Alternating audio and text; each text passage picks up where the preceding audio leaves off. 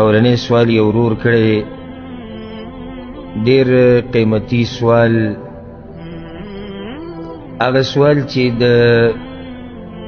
ده نه علاوه د نورو خلکو په زړونو کې به مي خو د کولو جرأت یې نه، او هغه مسله چې هغه په هغې کې ډېر خلک واقع دي. سوال دا دی، وایي چې زه په انټرنیټ کې یا په نیټ باندې عادت شوی یم د دې سره چې د زنانو تصویران پکې وګورم یا ویډیوګانې، او دا کار په زړه کې ویم چې دا کار غلط دی، خو بس ځان ترې بندولی او منع کولی نه شم. نو طریقه به څه وي چې زه دا پرېږدم؟ جواب نه مخکې دا خبره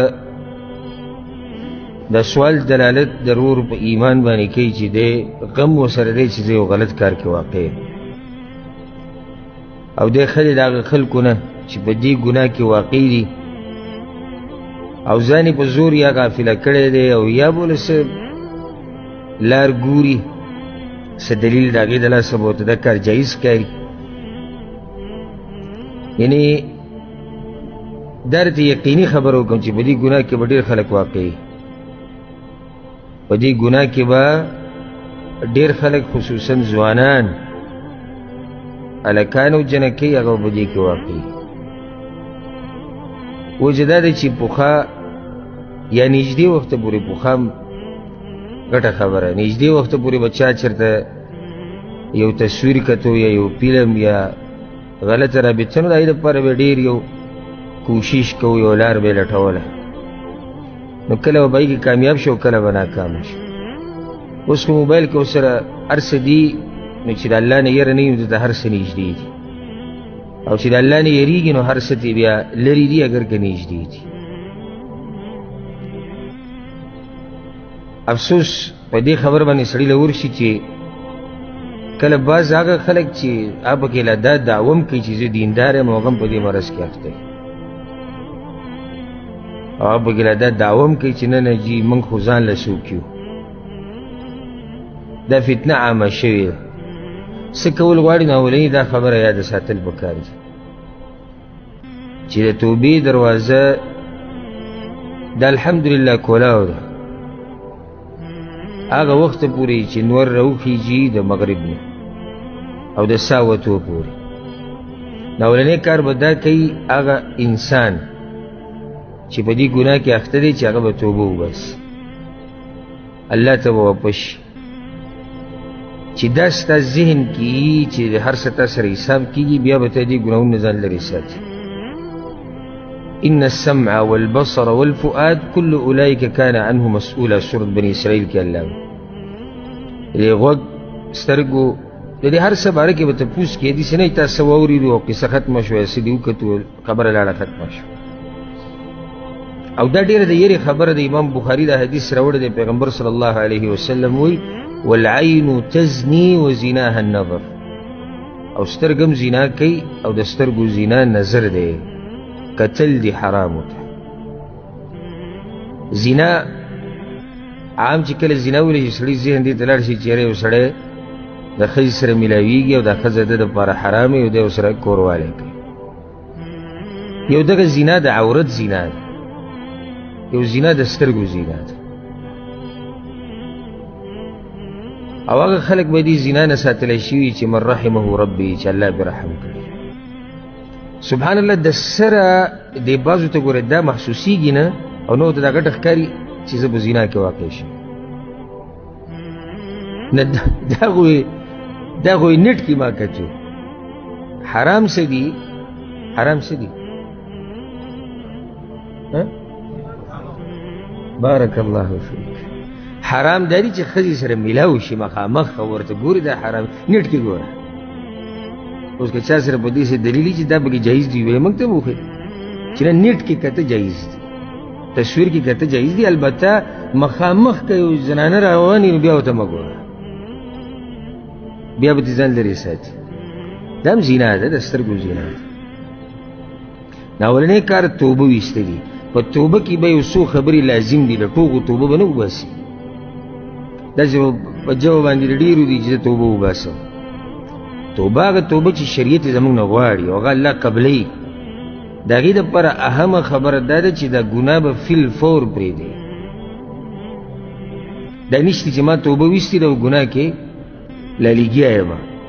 نه، ګناه به په هغه ټیم پرېږدي د الله د یېرې د لاسه.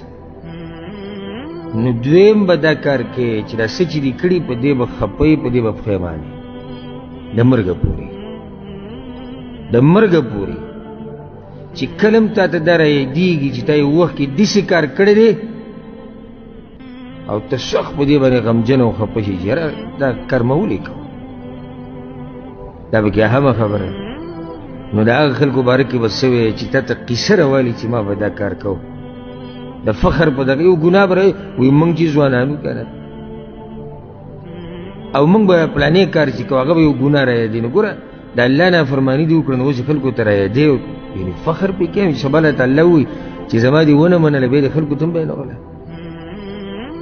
مؤمن خو د خپلو ګناهونو د لاسې ویلې کېږي. دا زړه یې جاړي به مخه چې آخر ما نه ولې دا ګناه شوې ده. دا دویمه خبره پکې ده. درېیمه پکې دا ده چې ستا پوخ یقیني او عزم دې پوخ کړی چې زه به دا ګناه بیا نه کوم. نو څو خبرې شوې؟ درې. ورسره څلورمه دا کوي توبه د الله ده. پر هغه ملک سات مخکې وي په اوله کې موجود سړی توبه وباسي الله دې یاري. نو توبه د الله دپاره ګناه به پرېږدي، ګناه باندې پښیمانه، پوخ عزم و اراده به دي چې بیا به دا ګناه زه نه کوم. دا نصیحت دی دې ورور ته او د ده په شان چې څوک په دې ګناه کې واقع دي. نو هغوی دې دپاره څه وظیفه، دا وظیفه ده که توبه وظیفه ده،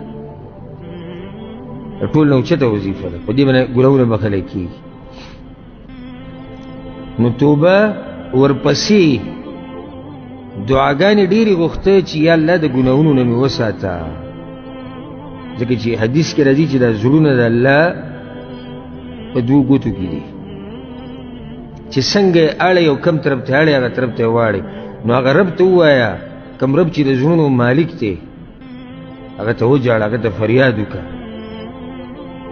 ما یو خبره دا ملاحظه کړې ده چې دا بعض ملګري د علماو نه تپوسونه کوي چې ما نه ګناه کېږي زه څوک. دا ښکلی تپوس دی خو د یوې غټې مسلې نه دی غافلی چې الله ته ووایه یا الله دې ګناه نه ومنع کړه،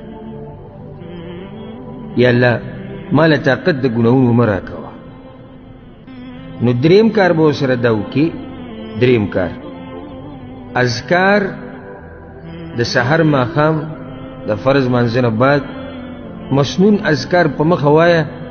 نو چې کله ژبه ستا د الله په ذکر عادت شي دا سړی رب العالمین د ګناهونو نه بیا لرې ساتي.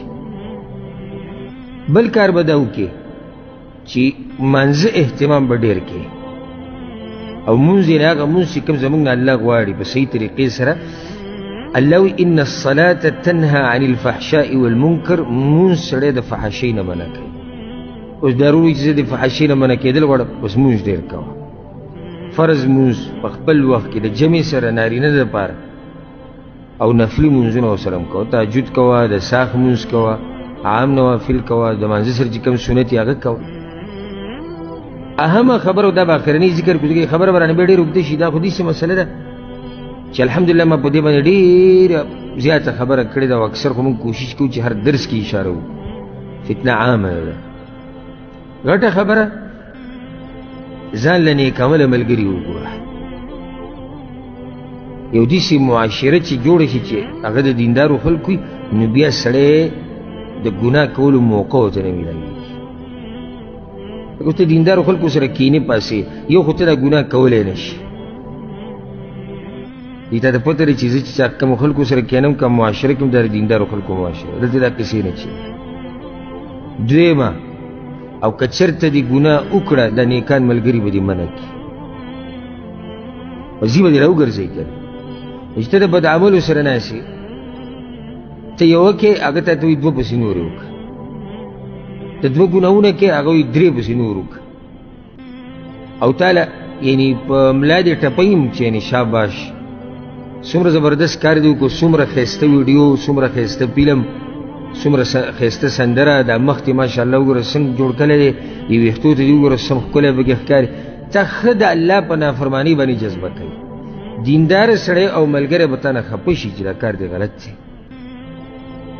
او که دا ستا طریقې نو ګوره بیا زه تا سره تعلقات پرېږدم نو دې دا نه غواړي چې زما نه دا ملګري ضایع شي زما نه دا خپلوان ضایع شي نو هغه ګناه ته بیا نه واپس کېږي معاشره نه د په انسان باندې ډېر لوی اثر کوي او ملګري ځکه زه اکثر دې ملګرو ته دا نصیحت کوم زه هم دې درسونو سره ځان تړلی وساتئ نو دومره ده که څه کمی د پکې راځي نو دلته به چارج کېږي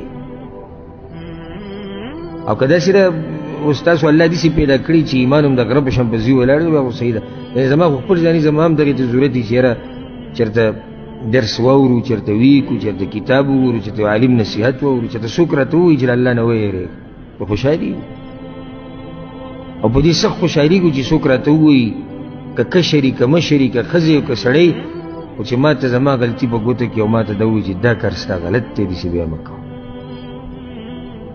سخت خوشحالېږم ځکه چې دی ما سره مخلص دی دی ټیم پاسۍ نه کوي بل دا چې دی زما دپاره آخرت کې خیر غواړي او ته د یو سړي په مخ کې ریګۍ نشې کوي او تماشې کوي او په موبایل کې فحاشي ګوري او هغه تا له صفتونه کوي او که صفت ترې نه کوي په تا رد نه کوي دا ستا دشمن دی دا دوست نه دی او نه دا خپل دی نو غټه خبره هغه دا چې ته به د نیکانو خلکو سره کښېنې دې ملګري ته موږ څو طریقې وښیو دلته زه غواړم چې یو کس ووایي ته نه تاسو ته هېڅ نه دي یاد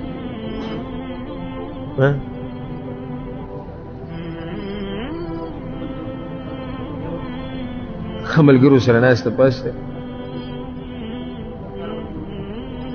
هغه دغې کې رالو چې ناکاره نه به ځان لرې ساتي بله توبه به وباسي مانځه پابندي سره د نوافلو اذکار به ډېر وایي